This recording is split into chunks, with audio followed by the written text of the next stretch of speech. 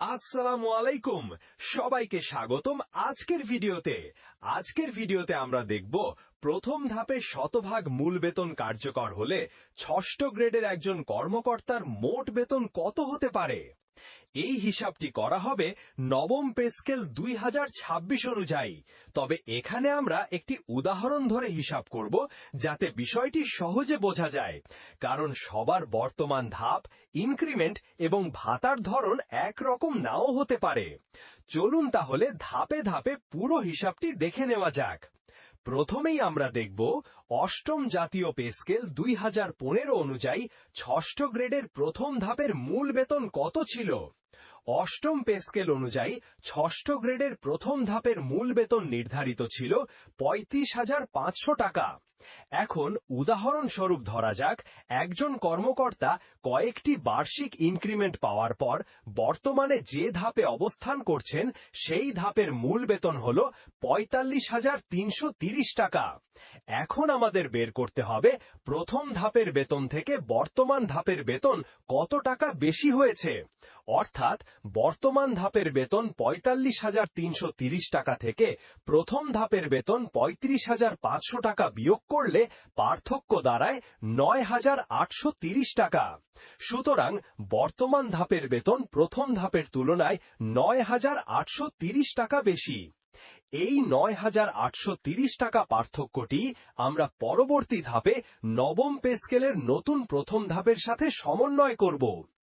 এখন আমরা নবম পে স্কেল 2026 হিসাবের দিকে আসি। নবম পে স্কেল অনুযায়ী ষষ্ঠ গ্রেডের প্রথম ধাপের মূল বেতন নির্ধারণ করা হয়েছে 71,000 টাকা। আগের অংশে আমরা দেখেছি অষ্টম পে স্কেল অনুযায়ী ইনক্রিমেন্টের কারণে পার্থক্য হয়েছে 9,830 টাকা। এখন এই পার্থক্যটি নতুন পে স্কেলের প্রথম ধাপের সাথে যোগ করতে হবে। তাহলে হিসাব দাঁড়ায় 71,000 যোগ 9,830 সমান 80,830 টাকা। অর্থাৎ ইনক্রিমেন্ট সমন্বয়ের পর প্রাথমিকভাবে বেতন দাঁড়াচ্ছে 80,830 টাকা। কিন্তু এখানে একটি গুরুত্বপূর্ণ বিষয় আছে। নবম পে স্কেলে বেতন সরাসরি 80,830 টাকা হবে না, কারণ বেতন স্কেলে নির্দিষ্ট কিছু ধাপ থাকে। তাই 80,830 টাকার সমান কোনো ধাপ না থাকলে এর পরবর্তী উচ্চতর ধাপ নিতে হবে।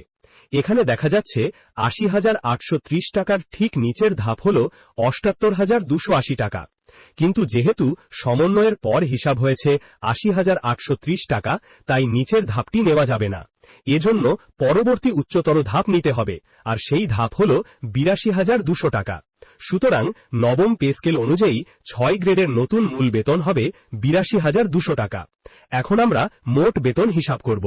প্রথমে মূল বেতন ধরা হচ্ছে 82,200 টাকা। এরপর বাড়ি ভাড়া হিসাব করতে হবে। এখানে বাড়ি ভাড়া গণনা করা হয়েছে বর্তমান মূল বেতন 45,330 টাকার ভিত্তিতে। এলাকা অনুযায়ী বাড়ি ভাড়ার হার ভিন্ন হতে পারে, তাই আমরা 3টি এলাকার বাড়ি ভাড়া দেখে নিই। প্রথমত, ঢাকা সিটি কর্পোরেশনের ক্ষেত্রে বাড়ি ভাড়ার হার 50%। 45,330 টাকার 50% সমান 22,665 টাকা। দ্বিতীয়ত, অন্যান্য সিটি কর্পোরেশনের ক্ষেত্রে বাড়ি ভাড়ার হার 40%। 45,330 টাকার 40% সমান 18,132 টাকা। তৃতীয়ত, অন্যান্য এলাকার ক্ষেত্রে বাড়ি ভাড়ার হার 35%। 45,330 টাকার 35% সমান 15,866 টাকা। এখন এই ভিডিওতে উদাহরণ হিসাবে আমরা ঢাকা সিটি কর্পোরেশন বিবেচনা করে মোট বেতন হিসাব করব। তাহলে আমাদের হিসাব হবে নিম্নরূপ। মূল বেতন 82,200 টাকা। বাড়ি ভাড়া ঢাকা সিটি কর্পোরেশন অনুযায়ী 22,665 টাকা। চিকিৎসা ভাতা 1,500 টাকা।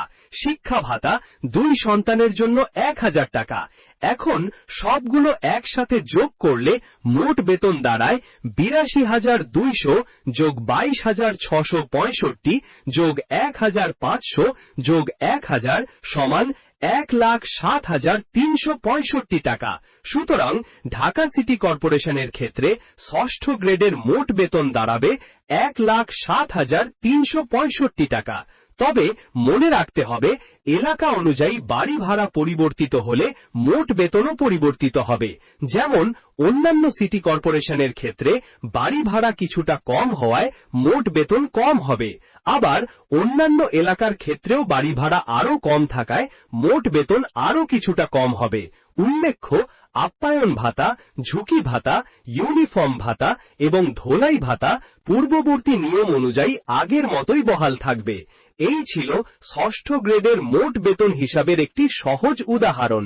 আবার সংক্ষেপে বললে, নবম পে স্কেল অনুযায়ী ষষ্ঠ গ্রেডের নতুন মূল বেতন হয়েছে ৮২,২০০ টাকা এবং ঢাকা সিটি কর্পোরেশন ধরে মোট বেতন দাঁড়িয়েছে ১,০৭,৩৬৫ টাকা। এই হিসাবটি একটি উদাহরণ ভিত্তিক বিশ্লেষণ। চূড়ান্ত সরকারি প্রজ্ঞাপন বা নির্দেশনার ভিত্তিতে প্রকৃত হিসাব ভিন্ন হতে পারে। ভিডিওটি যদি আপনাদের উপকারে আসে তাহলে অবশ্যই লাইক দিন, আপনার সহকর্মী ও বন্ধুদের সাথে ভিডিওটি শেয়ার করুন। আর এই হিসাব সম্পর্কে আপনার কোনো মতামত বা প্রশ্ন থাকলে কমেন্টে জানাতে পারেন। এ ধরনের আরও বেতন হিসাবের ভিডিও পেতে চ্যানেলটি সাবস্ক্রাইব করে পাশে থাকুন। দেখার জন্য সবাইকে ধন্যবাদ।